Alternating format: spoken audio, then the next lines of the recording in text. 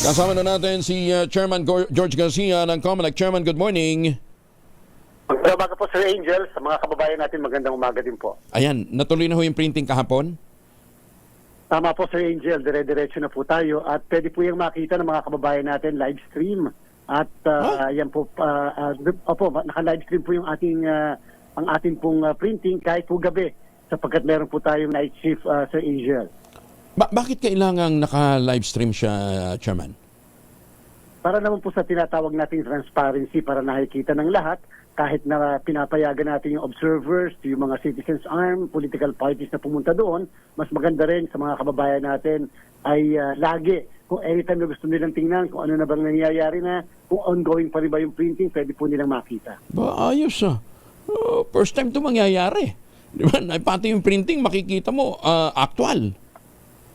Po kasi sa atin dito sa COMELEC ngayon, kahit po yung ating mga simple lang na mga kahit maliliit na procurement, nila-live stream po natin lahat, Sir Angel. Para again, yun po kasi ang number one natin polisiya, transparency. Teka muna, akala ko magkakaroon tayo ng hahatiin yung pagpiprint kasi baka hindi nakayanin ng Miro, so meron tayong printing din sa NPO. Kailan mag-uumpisa yun, Chairman? Kahapon po, Sir Angel, nagsimula na po, 4 na machines ng NPO ang ginagamit na natin at 2 bagong machines, yung daladala po ng Miro, 6 lahat na machines ang ginagamit natin dahil nga gusto natin masigurado kahit man lang paano 1.5 million isang araw na production capacity upang mahabol natin yung nawalang panahon sa atin at yung deadline natin na April 14 ay amin pa rin po. Yan po ay internal personal deadline namin na April 14 dapat matapos tayo sa pag-iimprenta ng balota. Isang site lang to? Yung machine ng NPO at saka ng Miro? Yes po, nandun lang po. Kaya kahapon pinakita natin sa mga miyembro ng media, sa mga political parties at citizens arm, na magkabilang kwarto lang po, magkabilang malalaking kwarto, yung location po ng printing. Kaya po halos 800 po yung tauhan namin, Sir Angel, na naandun dahil sa maliban sa nagmo-monitor. Number 2 ay nagde-verify po kasi sila manually ng mga balota at tinitingnan kung tama ang kulay, tama ang cut, nandiyan ba lahat yung security features at pagkatapos ito yung isa-isang hinuhulog sa mga makina at inaalam kung tinatanggap ng makina. Dapat pala kayo na rin ang printer ng LTO, ng LTFR. Mabilis at transparent sa inyo, Chairman. Oh. Ito nakikita namin ngayon, live ito? Ito nakastream na to? Magaling ha? Yes po, live po yan. Ang ating pong night shift, Sir Angel, ay 7 ng umaga, o 7 ng gabi hanggang 7 ng umaga. At para po dire-diretso. So again, yan po ay para sa interest ng transparency. Dapat naman talaga nalalaman ng mga kababayan natin ano ang mga nangyayari. Lalo pat napaka-crucial ng printing ng balota, Sir Angel. Ayun. So kakayanin na yung deadline na yung self-imposed deadline ho ninyo? Sana po at masisipag yung mga tauhan namin, pati po mga taga-National Printing Office at sana nga dire-diretso yung mga makina. Kahit paano nagpapahinga yan eh. So yung pa rin production capacity 1.5 million, kung tataas pa po dyan, mas maganda po para sa atin. Chairman, samantalin ko na yung pagkakataon na maliwanagan lang. Bakit daw ang pangalan ni Bong Revilla, kahit siya ay R, nasa upper portion, nasa upper number? Noong 2009 po, Sir Angel, siya po ay pumunta sa korte, sa Regional Trial Court dyan sa Imus, Cavite. Nag-file po siya ng petition for change of name. At ito po ay ginrant ng RTC, hindi na inopose ng Opisina ng Solicitor General, kung kaya po noong 2010 na mag-file siya, ginamit po niya ang Bong Revilla Ramon B. Jr. So, siyempre po ang COMELEC ay walang magagawa kung hindi sumunod dyan po sa desisyon ng korte. So, parang 3 beses na po siya na ginagamit itong Bong Revilla bilang family name dahil sa desisyon ng korte. Noong 2010, may nag-file ng petition laban sa kanya patungkol po dyan. At ito po yung na-dismiss ng COMELEC noong panahon yon dahil nga po sa desisyon ng korte. Final and executory yung desisyon po ng korte. So ang surname niya, ang apelido niya ay Bong Revilla? Yes po, lumalabas po Ramon B. Bong Revilla Jr. po siya. Pwede pala yun.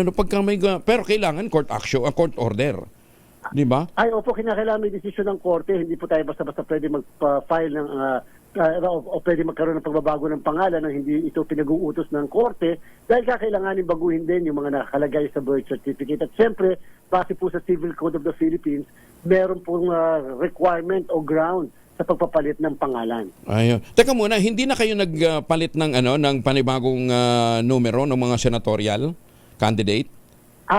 Binalik po namin doon sa panahon na 66 ang kandidato. Tatandaan po natin, naging 67 yan, Sir Angel, dahil nga doon si Mr. Francis Leo Marcos ay nadagdag base sa order ng Korte Suprema. Subalit, diba po, ilang araw ay bigla po siyang nag-withdraw. Kung kaya bumalik po tayo sa 66, so kahit po nakasama si Mr. Mustafa bilang kandidato, 66 pa rin po yung ating pong mga yung ating pong kandidato, and therefore yung pagbabago sa numero ay yung pa rin yung una na original na numero nila. Nawala rin po si Governor Chavit Singson bilang kandidato. So, kaya nga, ang mababago na lang yung M pababa. Yun po, yun na po yung maapektuhan at that time. So, again, hopefully sana ito na yung last na mga pagbabago. Total naman po, nagsisimula na tayo ng printing ng balota. Hindi, may assurance naman yata ng Korte Suprema na hindi na maglalabas ng panibagong TRO. Meron ba ganun? Wala naman pong ganun, Sir Angel, pero ngayong araw na to ay endbank po ng Korte Suprema. At tayo naman po, basta sabi ko nga po sa inyo, hanggang kaya natin susunod tayo, tatalima tayo sa Korte Suprema. Okay. Chairman, paano daw yung mga suspension order during campaign period? Pwede pa pang implement yun? Halimbawa, actually po, Sir Angel, mula po Enero a 12, bawal na po ang mga suspension na ipinapatupad dapat sa mga opisyal ng pamahalaan ng ating po mga sangguniang bayan, sangguniang panlusod, sangguniang panlalawigan, kahit po, Sir Angel, ng halimbawa Office of the President. Subalit po ang suspension po, ang magagawad po niyan ay opisina ng Ombudsman. Yan po, Sir Angel, ay exempted. Hindi po yan covered ng ban dahil sa kapangyarihan po ng opisina ng Ombudsman. Pero gusto ko lang din po sabihin na pwede pa rin naman mag-suspend yung mga sanggunian, bayan, probinsya o lungsod o kahit ang Office of the President sa mga kasong administratibo, basta po hihingi ng pahintulot ng Commission ng Election. Pwedeng implement? Pwede pong implement, basta po merong pong pahintulot sa amin. Kung wala po, magiging illegal po yung suspension at yung pong magsususpend na public official ay pwede pong malagay sa alanganin ng kasong kriminal at administratibo. Why is that? Nasa batas ho yun, Chairman? Yes po, nasa batas po. Simula po kasi ng Enero 12 ay bawal na po ang personal movement sa pamahalaan, suspension, reassignment, transfer ng walang pahintulot mula sa COMELEC. Basta kailangan lang may permiso sa COMELEC. Yes po. At kami naman po, isa on a case-to-case basis pinapayagan namin. Meron madalas din po, pag kami mga nagre-request, hindi po namin pinapayagan, lalo pat ito'y gagamitin sa pamumulitika dyan po sa lugar na yan. Ayun ha, loud and clear ha. Kinakailangan ng approval ng COMELEC. Pero kung halimbawa, na-issue noon pang prior to election period, enforceable pa rin? Opo, kinakailangan pa rin na humingi sa amin ang pahintulot sapagkat ang nakalagay po sa batas, any personal movement. So kahit po na igawad yung suspension o yung removal doon sa prior to the election period, pero yung pong aksyon ng pagda-transfer, paglilipat o pagsususpend ay mangyayari sa panahon ng election period, kailangan po na exemption sa amin. Malalagay ang kaso po dyan ay 1 to 6 years imprisonment na election offense. Ganun ba? Mahaba rin pala. Opo, at ano po yan, perpetual disqualification to hold public office kung gagawin po ng isang opisyal ng pamahalaan yung paglilipat ng wala pong pahintulot ang COMELEC. So again, Sir Angel, inuulit ko, ang opisina ng Ombudsman ay hindi po kasama sa prohibisyon. Ayan. Chairman, pahabulan daw, meron daw bang mga nadagdag pang areas of concern para po sa darating na eleksyon? Kasi sunod-sunod ho yung mga nangyayaring karahasan sa Mindanao. Opo, ngayon po darating na Pebrero, hopefully ay reclassify po ang COMELEC sa tulong po ng ating Philippine National Police. Asahan niyo po yan base po sa mga pangyayari recently ng karahasan, especially in certain areas in Mindanao. O dito po sa Luzon, meron din po. Kaya abangan po ninyo yung mismong reclassification na gagawin po natin or updating nung ating pong mga areas of concern. Chairman, thank you for joining us this morning. Magandang umaga po. Happy Chinese New Year. Salamat po.